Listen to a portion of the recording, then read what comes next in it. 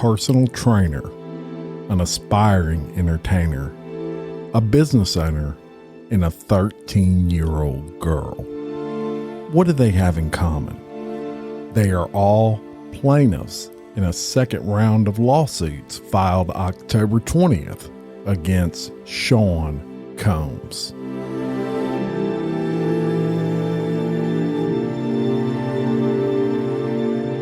Today we discuss the allegations, the response from Diddy's defense team, and even hear from Diddy's family as his victims become the ones to bring the pain.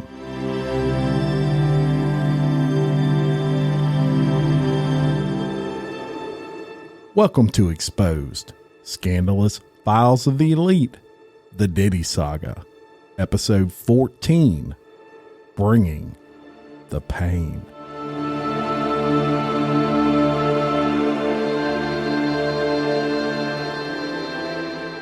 Hey everyone, and welcome back to Exposed, Scandalous Files of the Elite. I am your host, Jim Chapman, and it has been one busy week for Diddy. He's had some lawsuits come his way, courtesy of Tony Busby and the Busby Law Firm. So before I get into those, I do want to thank everyone for listening, sharing, and rating on whatever podcast platform that you listen on. It is huge. It's really helped, and we are growing by leaps and bounds. This will be the 14th Diddy Saga series episode, and in our last episode, of course, we covered Kanye West, and let me tell you, of all the episodes that I've done on the Diddy Saga so far, and I told you how I felt that tied in and how it did tie in. So if you hadn't listened, go listen. But let me tell you, that was a dirty one. Everything we cover in the Diddy series is going to be sensitive. It's going to be not for everybody, right? But if you're someone and you want to get all the facts, you're at the right place when it comes to Sean Diddy Combs. I'm going to do it just like I did last time I covered a conglomerate of lawsuits he had come his way, and I'm going to give you the information on who's filing it, and then we're going to go right into the accusations themselves. So let's get started. In case number one of this stack was filed on the 20th of October, and it was a Jane Doe. And that Jane Doe resides in Arizona. And the factual allegations, as listed in the document, are as follows. Defendant Sean Combs' infamous Las Vegas parties were legendary events known for their exclusivity, extravagance, and celebrity guest lists. These high-profile parties attracted A-list celebrities from across entertainment, fashion, and the business world. The events were lavishly decorated. They featured live music and boasted top-tier food and beverages. The atmosphere at these parties was one of opulence and luxury, often making headlines for their celebrity guest lists, over-the-top entertainment, and stunning aesthetics of the event. Many unsuspecting individuals were recruited to attend these parties, and some individuals were recruited from various cities and were paid to fly in and attend these functions. On Memorial Day weekend of 2014, the plaintiff and two of her friends visited Las Vegas, and they stayed at the Hotel Rio. While there, the plaintiff contacted various people she had met in the entertainment industry in order to find out if any cool events would be taking place. One such contact was an entertainer who identified himself as International Smoove, S-M-O-O-V-E. Who the plaintiff had met a few years prior at a party in Miami. The plaintiff was never able to ascertain his legal name, but connected with him through Instagram using that moniker.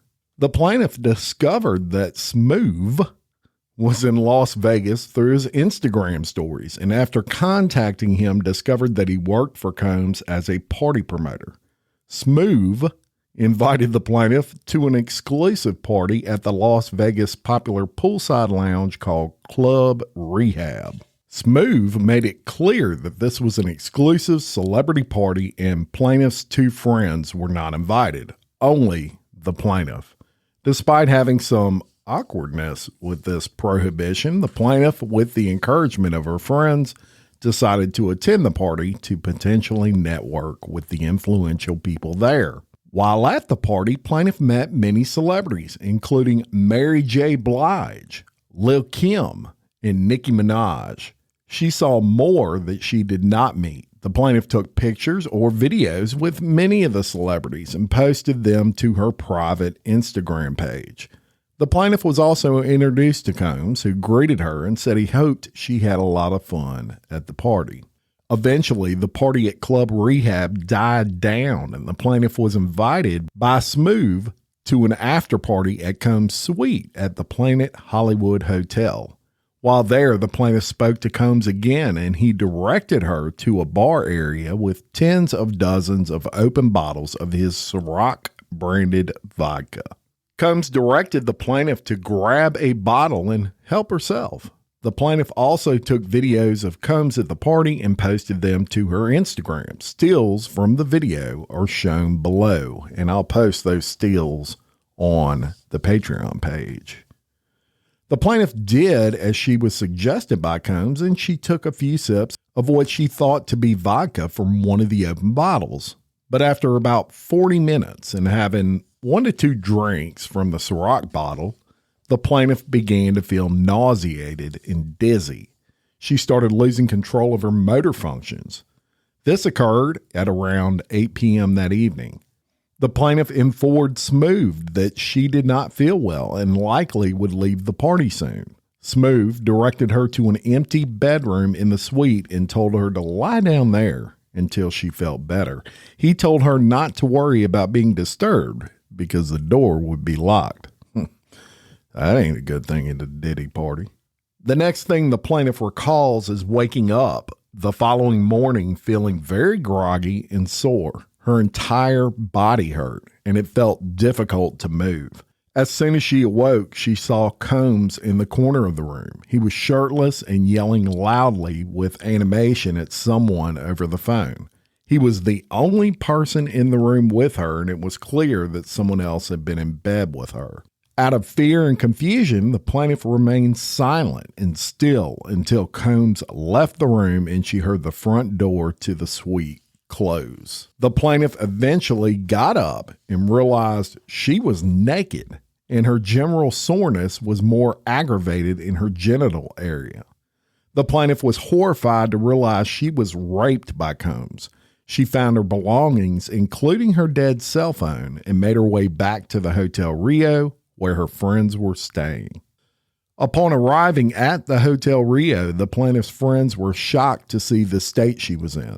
They tried to help her. The plaintiff indicated that all she wanted to do was shower and rest. The plaintiff ended up sleeping for 2 entire days after that.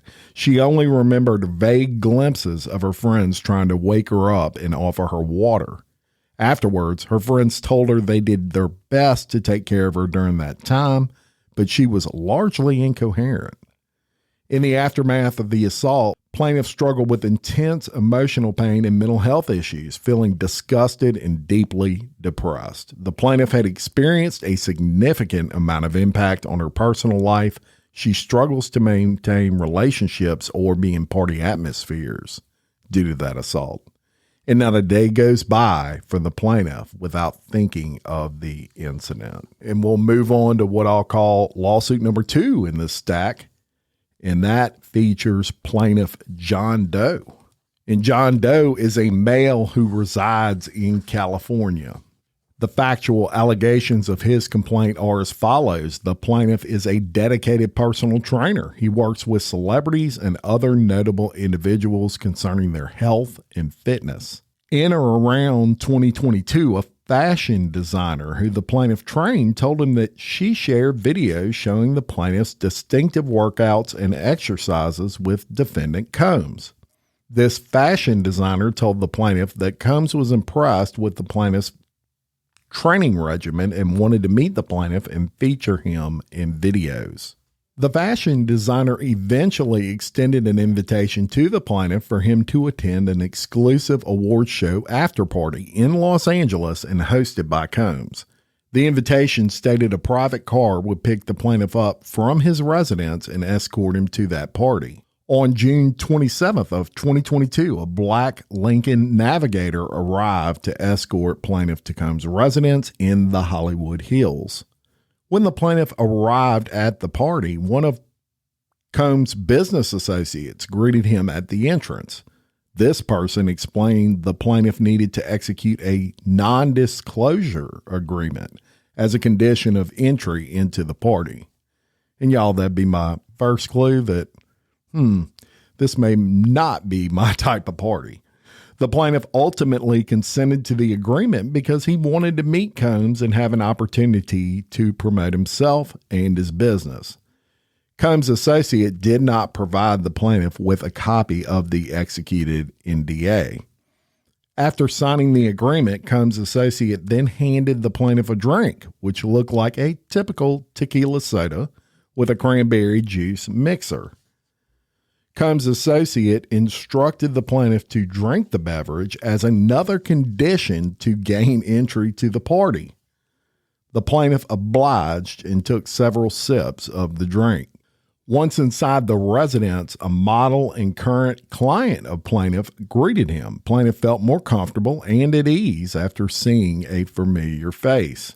The plaintiff observed numerous celebrities in attendance at the party, adding to the glamorous yet overwhelming atmosphere. Eventually, a business associate of Combs guided the plaintiff from a large room illuminated with red lights into a smaller room. There, the plaintiff observed a dozen individuals, including several well-known figures who were engaging in group sex activities.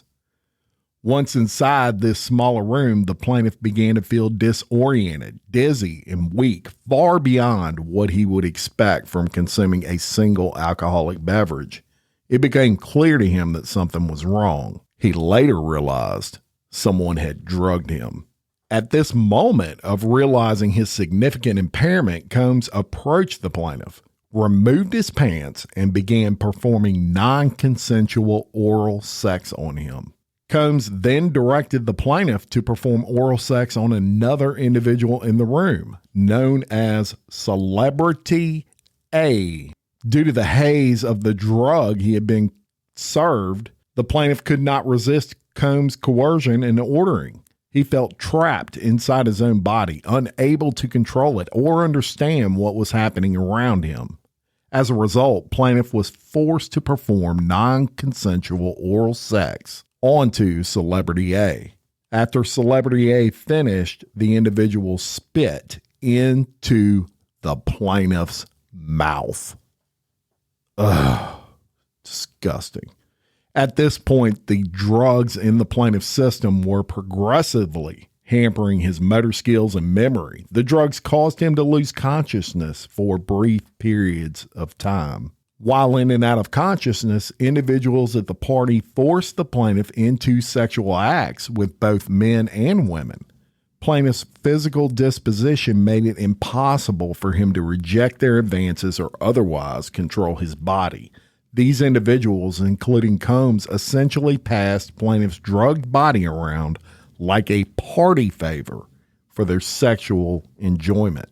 The drugs in the plaintiff's system ultimately caused him to completely lose consciousness for an extended period of time. The plaintiff does not recall anything after this point. When the plaintiff finally regained consciousness, he found himself outside of the apartment, disoriented, without a shirt, and without his phone. The plaintiff is unaware who took him back to his apartment or even how he got there. As a direct result of the traumatic events at Combs' party, plaintiff has suffered severe emotional and physical trauma, financial harm, and significant loss of his livelihood. And that is lawsuit number 2 of that stack. And we will move on. And lawsuit number 3 of this stack was filed on October 20th, and it is a Jane Doe And Jane Doe is a female who resides in Alabama. A lot of different states represented here. And the factual allegations are as follows. On or around September 7th of 2000, the plaintiff, then a 13-year-old girl, had a friend drop her off at Radio City Music Hall in New York City so she could try to attend the Video Music Awards. The plaintiff arrived at the venue and saw large crowds gathering as artists and entertainers began to arrive. As the event began, the crowd moved inside, but the plaintiff, without a ticket, remained outside. Determined to get into an after-party, she approached several limousine drivers, attempting to talk her way into the VMAs. One of the limousine drivers she spoke with claimed to work for defendant Combs. He told her that Combs liked younger girls and said she fit what Diddy was looking for, not allowing her into the awards, but inviting her to the after-party. The driver instructed the plaintiff to return around 9:30 or 10 o'clock and promised to take her to the party. Later that evening, plaintiff excitedly returned to the driver, who drove her alone in a black limousine with black interior. After approximately 20 minutes, the plaintiff arrived at a large white house with a gated U-shaped driveway. Once inside, two men asked the plaintiff to sign a non-disclosure agreement, informing her that she could not discuss what was happening at the party. She gave her their name and signed the form, but did not receive a copy. And y'all, all of that is irrelevant because of her age. She's 13 years old. You can't sign an NDA at 13. Inside the house, the plaintiff recognized many celebrities in what appeared to be a living room. Waitstaff carried trays of drinks and loud music played throughout the house. The plaintiff observed widespread drug use, including marijuana and cocaine. The plaintiff accepted a drink, a red yellowish mixture that tasted like orange juice, cranberry juice, and something bitter. After drinking just one drink, the plaintiff began to feel woozy and lightheaded, making her need to lie down. There's that pattern, y'all. Looking for a place to rest, the plaintiff entered what she believed to be an empty bedroom so she could lie down for a moment. She did not lock the door. Soon after, Combs, along with a male and female celebrity, entered the room. Combs aggressively approached the plaintiff with a crazed look in his eyes, grabbed her, and said, "You are ready to party." Combs then threw the plaintiff toward another male celebrity, Celebrity A, who removed the plaintiff's clothes as she grew more and more disoriented. The plaintiff was held down by Celebrity A, who vaginally raped her while Combs and Celebrity B, a female, watched. After the male celebrity finished, Combs then vaginally raped the plaintiff while Celebrity A and Celebrity B watched. Combs attempted to force the plaintiff to perform oral sex on him, but she resisted by hitting Combs in the neck. He stopped. The plaintiff grabbed her clothes and shoes and left the bedroom, roaming naked throughout the house, looking for the exit as the party continued. Once outside, plaintiff put her clothes back on and left the scene in the dark. Eventually, the plaintiff reached a gas station. A female clerk noticed her distress and allowed her to use the phone. The plaintiff called her father, admitted that she had lied about her whereabouts, and asked him to pick her up. After the assault, the plaintiff fell into a deep depression, which continues to affect every facet of her life. Now, let's talk about this one for a minute. And I know what you're thinking. You're thinking the exact same thing that I'm thinking, which is, what is a 13-year-old doing going to the VMA Awards by herself, trying to, get into after parties and get into the VMAs for free? And look, she's 13. Of course she's going to want to do that. However, where are the parents in all this stuff? I'm not, of course, throwing shade or blame on anybody, but that's just crazy to me. Now, let's get into the main issues and the real problem here, which is everything that occurred at that party. And you notice there's a mention of a celebrity A, which was a male, and a celebrity B, which was a female. Now, Tony Busby knows exactly who these people are. He just hasn't said it yet, but they raped this girl. Celebrity A for sure raped her. Celebrity B watched it, which makes Celebrity B, the female, complicit in that rape. I have my suspicions of a male and female that are very close to these cases, and their names have come up several times, but I ain't saying. I can't say, because until those lawsuits come out and I can talk about the alleged stuff against them, they'll sue me. So I can't do that. And this is a perfect point to say all of this is alleged. In this country, you are innocent until proven guilty, and I have to say that. And we'll move on. And the next lawsuit, filed 10/20 of 24, regards a plaintiff that is a John Doe. And this plaintiff is a male who resides in California. We'll get into the factual allegations. In or around 2022, during a promotional party for the launch of Combs' Ciroc Vodka drink, defendant Combs sexually assaulted the plaintiff, a businessman from the Los Angeles area and owner of a family business specializing in renting luxury cars and jewelry. Over the previous years, the plaintiff had established a business relationship with Combs, who was a customer of his rental business, often renting vehicles or jewelry for himself or those in his entourage. Combs personally invited the plaintiff to the Ciroc party. Plaintiff accepted based on he and Combs' past relationship. Combs told the plaintiff that many other high-profile guests in the music and entertainment business would attend that party. So the plaintiff saw the party as an opportunity to further promote himself and his business.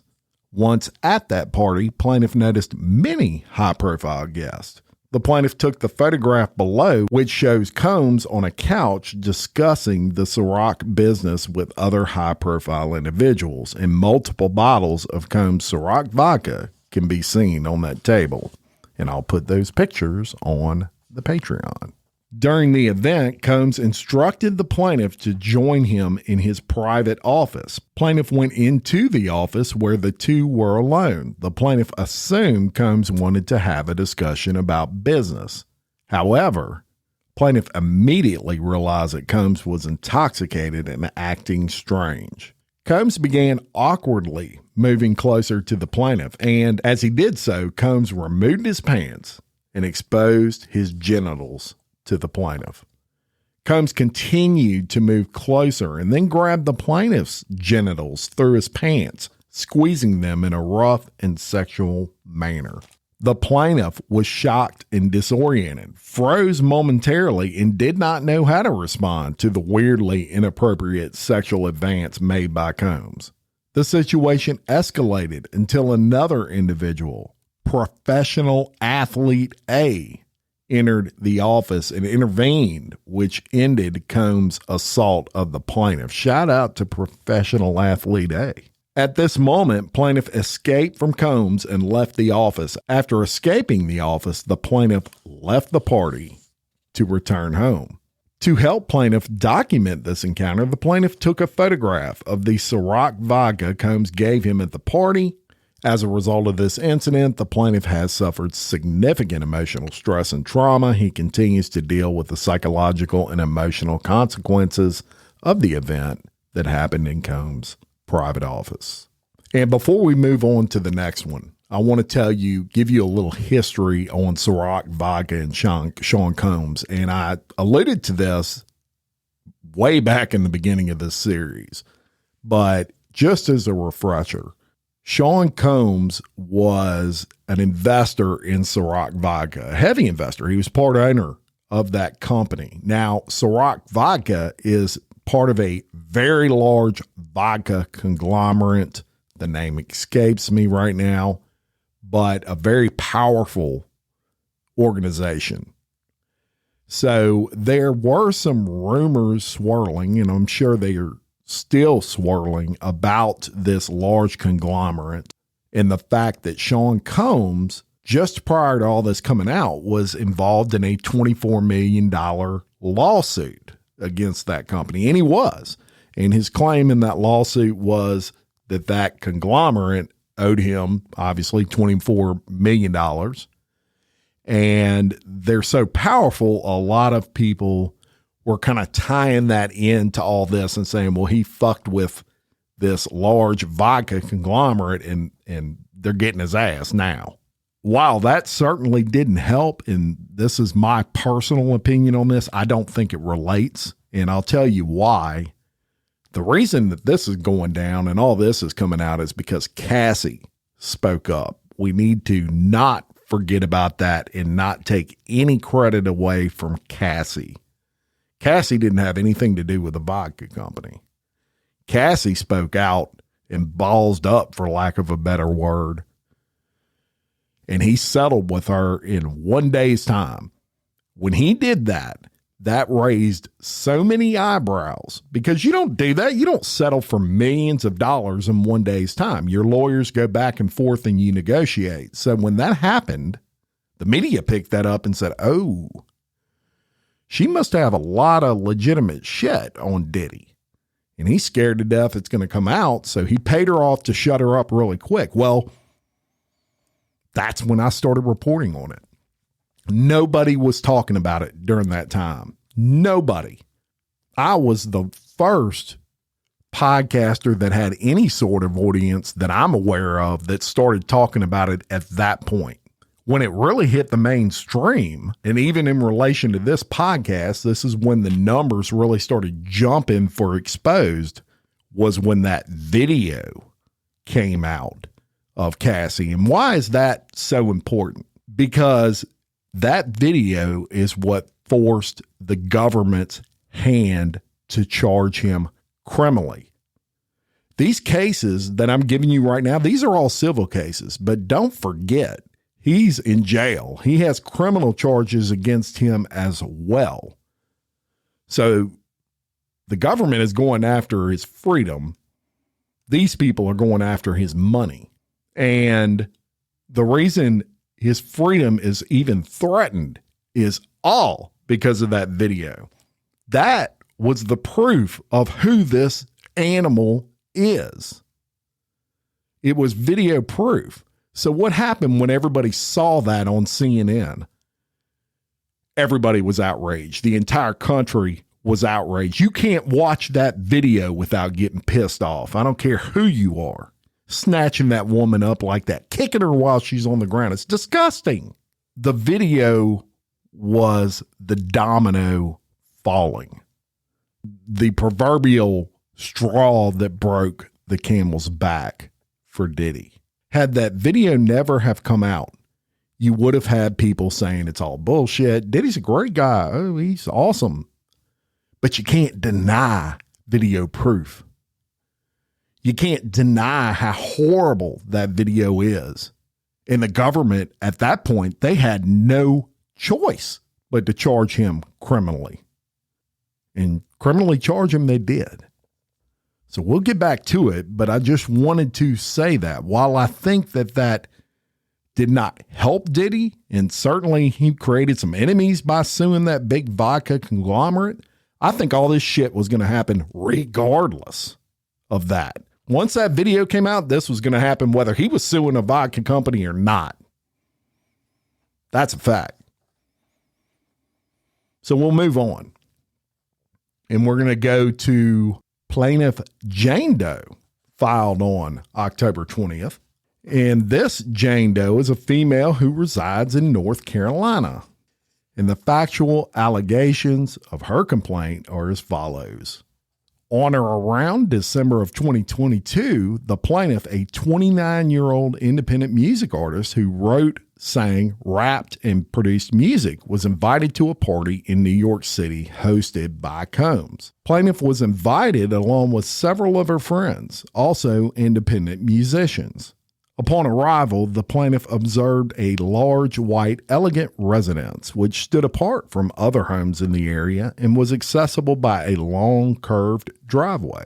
The house was adorned with lavish decor, featuring a grand entryway, a spacious room, and a large glass table. And y'all, why they're being so specific here is so that they can prove she was at that actual party. They're describing what she saw because they don't want the defense to be able to say, well, she's never been there.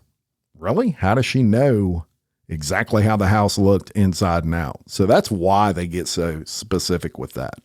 And I continue on. Once inside, servers offered platters of food and drinks, creating a luxurious and upscale atmosphere. The plaintiff quickly recognized various celebrities from the music industry and television, including Combs himself. As the plaintiff mingled with other guests, she noticed the widespread use of drugs, including cocaine, pills, and marijuana.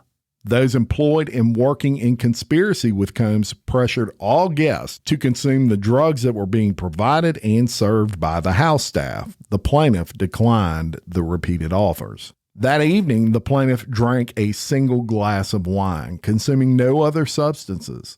At some point during the evening, the plaintiff was approached by and engaged in a conversation with Combs about her music career.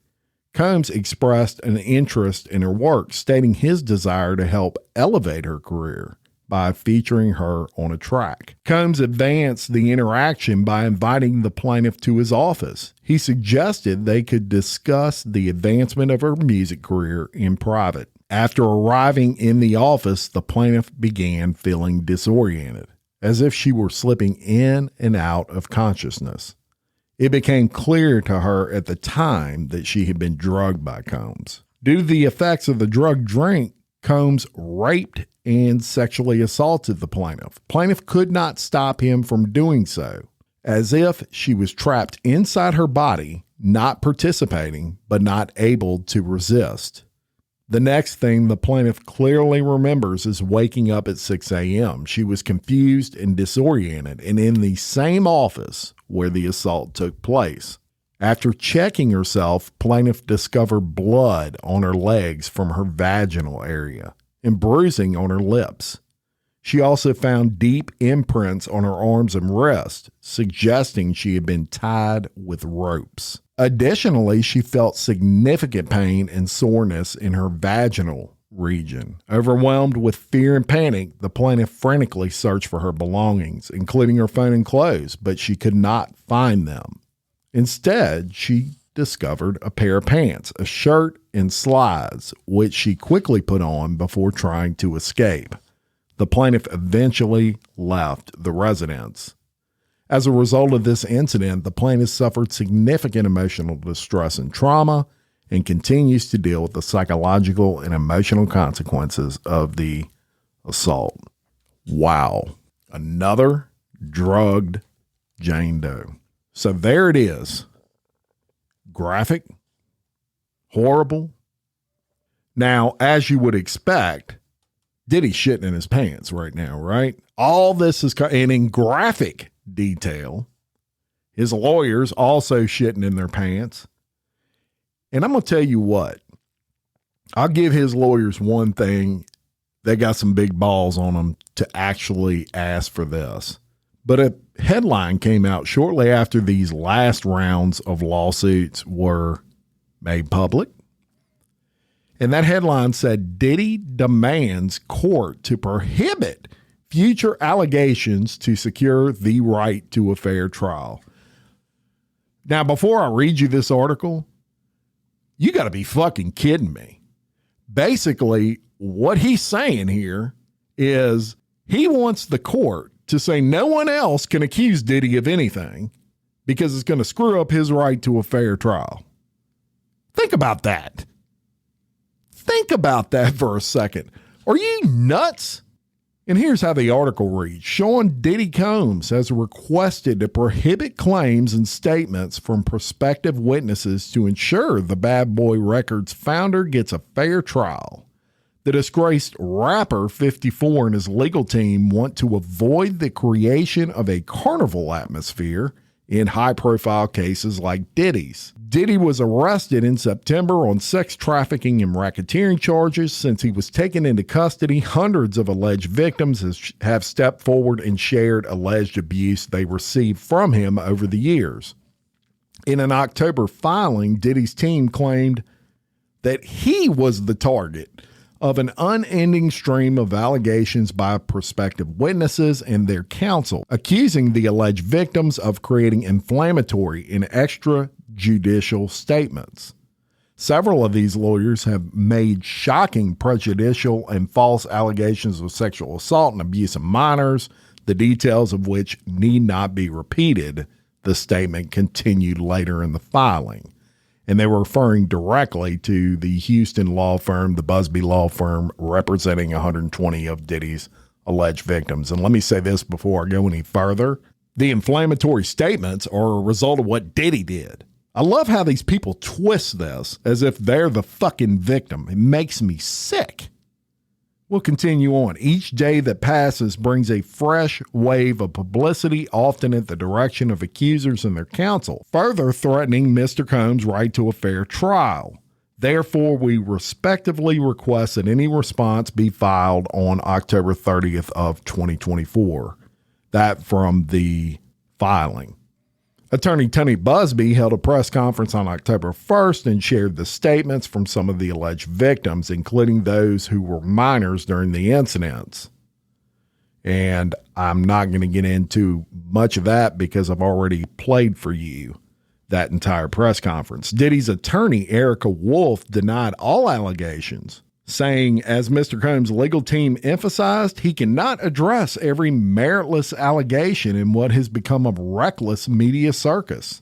That said, Mr. Combs emphatically and categorically, they love to use that, emphatically and categorically, denies all these allegations as false and defamatory in any claim that he sexually abused anyone, including minors. He looks forward to proving his innocence and vindicating himself in court, and when the claims are filed and served, where the truth will be established based off evidence, not speculation. Now, on October 16th of 2024, Attorney Busby said that celebrities who roamed in Diddy's circles are trying to avoid potential charges by settling with their alleged victims now. And he's quoted as saying, if you are attending one of these parties, or if you knew what was going to happen, that is, you knew that a particular drug was being used in drinks that was causing people to be coerced and taken advantage of, and you were in that room or you participated or watched it happen and didn't say anything and helped cover it up, in my view, you have a problem. I agree with Tony Busby there. And because it's in the best interest of the victim, we attempt to resolve these matters without filing a public lawsuit, and we have done that already, and that is a key statement in this whole fucking deal. Because what he's saying right there is that Celebrity A, for example, Tony Busby's law firm, they contact Celebrity A, and they say, hey, here's the deal. We're trying to avoid this going to court. So we have hard evidence that you knew about this going on or you participated in this going on, and my client wants $2 million or we're going to court. And if Celebrity A knows he's guilty, he's going to pay that $2 million. You better believe that, because then that allegation never sees the light of day. Now, I'm like a lot of you probably. I want to see this stuff go to court because I want these people to be exposed. That's the whole point of this podcast. But that's up to the victim. Sometimes the victims don't want to be exposed, which is a lot of times why they file under Jane Does and John Does. So it's not my place. I wasn't sexually assaulted. It's not my place to say whether it's right or wrong. They may not want to relive that shit. So if they have an option without going to court, that's why they're accepting that. But there will be more to come. Key statement, though, from Tony Busby. It blew my mind because I did not realize they were behind the scenes settling these cases already with a lot of these celebrities. Interesting. And I got one more thing for you today. And that is, look, Diddy's got kids, right? And I don't care what Diddy did. And look, he has one kid that has some allegations himself of some wrongdoing. I'm not going to get into that now. That'll be way later on. But he has a lot of kids. He has several kids. And they're innocent in this. It's not their fault. And I do feel sorry for his family. I know his mother's going through a lot with this as well. I do feel sorry for them. But they did issue a statement on Instagram. I was just going to read that to you. And that statement says, "This past month has devastated our family. Many have judged both him and us based on accusations, conspiracy theories, and false narratives that have spiraled into absurdity on social media. We stand united, supporting you in every step along the way. We hold on to the truth, knowing it will prevail, and nothing will break the strength of our family. We miss you and love you, Dad." And that was from his children. And look, no matter who someone is and how awful they are, there's always people somewhere that love them, and it's usually their family. And so I don't blame them for doing that. And I do feel bad for the innocent members of Diddy's family. But at the end of the day, you got to look at, this is Daddy's fault. That's the bottom line, allegedly. All right.